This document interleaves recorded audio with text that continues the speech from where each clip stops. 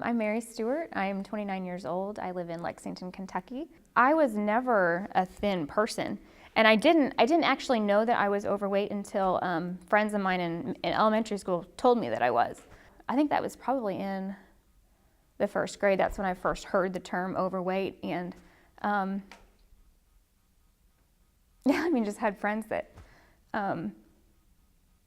like to tell me that I was, and so I think from then on, I knew that my body wasn't measuring up. She was 5'2" and about 220 pounds, but it's the way she dressed. She didn't shower daily. She hid with a baseball cap, always covering almost her eyes. She was hiding. Had a moment where I gave up and just really let myself go, and I think that's where I really entered into obesity. That was just out of college.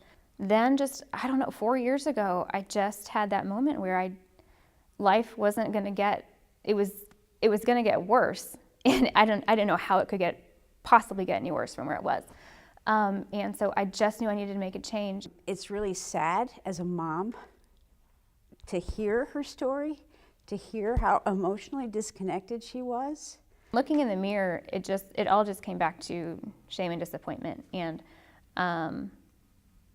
not having a whole lot of hope for change to happen. For the sit-up shoulder press. So I ordered Dustin's first DVD, and 12 months later I had the entire collection, and I've been working the program for the past 3.5 years since.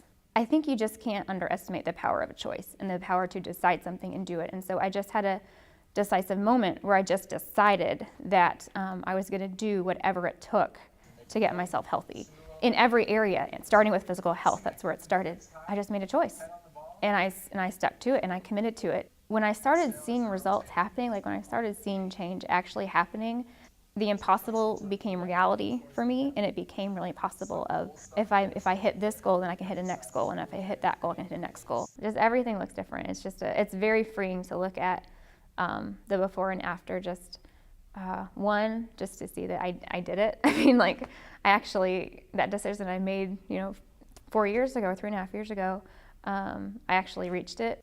You don't have to settle for complacency. You don't have to settle for just a mediocre, these are the cards that were given to me, and I just have to accept it. Like, I would just say that there's more, and that there's really a freedom waiting, like a real freedom waiting. And that it's possible, and I'd love to look at somebody and say, I can help you do it, like I can help you get there. So I would just say, don't settle, just if this is something that you want, then do whatever it takes, and don't give up, and you'll get there, like you'll really get there.